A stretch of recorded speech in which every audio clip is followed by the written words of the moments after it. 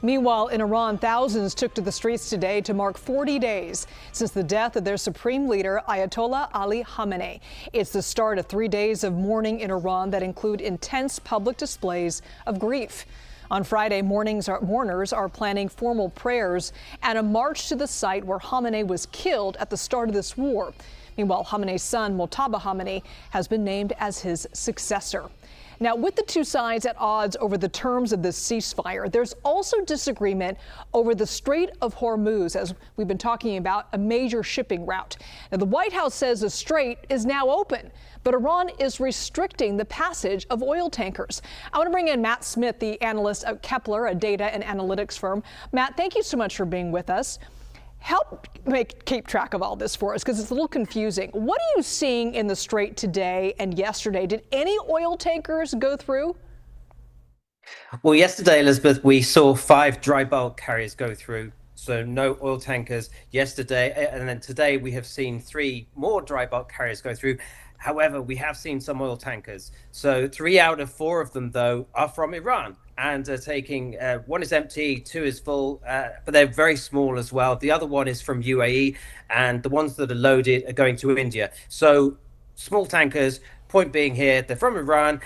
The strait, for the most part, is basically still closed here. So there is the potential that there is a toll being placed on passing through the strait. Either way, we've seen this traffic dry up. It was over 100 vessels you'd see passing through there on any given day before the war started. Now it's basically a trickle, and most of those are from Iran. Okay, Matt, we have data from marine traffic indicating on the day the conflict started, February 28th, 74 ships crossed through the Strait of Hormuz. Then on April 8th, the day after the ceasefire was announced, the data shows only 5 ships went through. Can you talk about the significance of that, not just on the U.S. economy, but the global economy?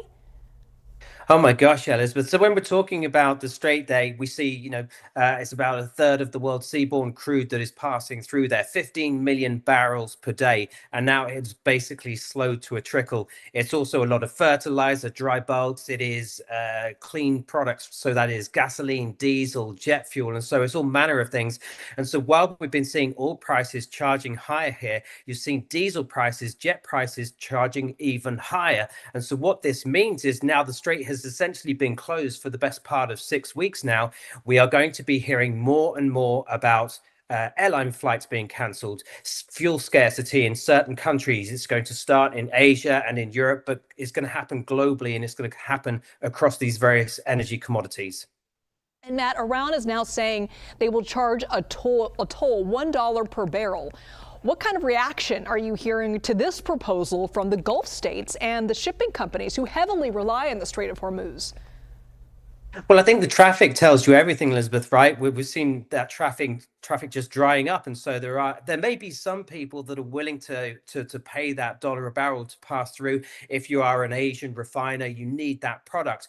But these GCC countries, so the likes of Saudi Arabia, Kuwait, UAE, they are not going to stand for this, and they are not going to be paying a toll to Iran. And so therefore, the traffic is not passing through the strait.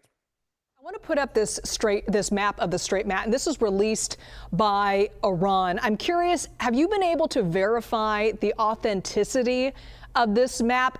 Are there new shipping routes, do you think? Yeah, absolutely.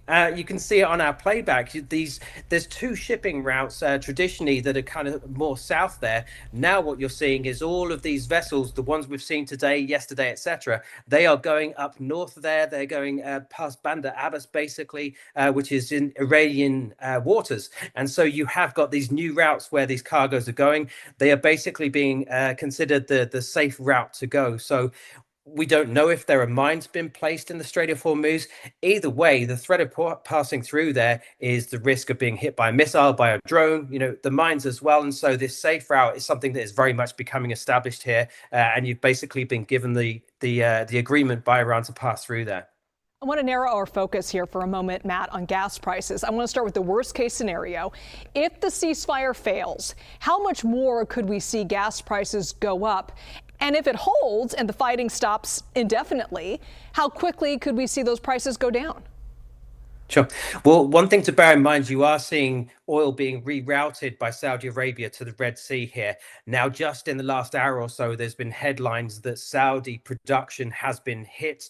We're also hearing that pipeline has also been hit. And so it may just be incremental damage there. We're still trying to wait on details. But the point is that if those flows are drying up as well, we could be seeing oil prices moving higher. So when you're talking about gas prices, we're about $4.15 on the national average there. If we see oil prices jump $20, we could easily see a new record high in terms of prices at the pump. The challenge is, if we do see some type of resolution tomorrow, we're not going to suddenly see these gas prices moving lower at any fast rate. They are going to gradually move lower. But we think that the base case here is just that oil prices gradually move higher. Therefore, prices at the pump do the same. Matt Smith, always great to talk to you. Thanks so much. Thank you.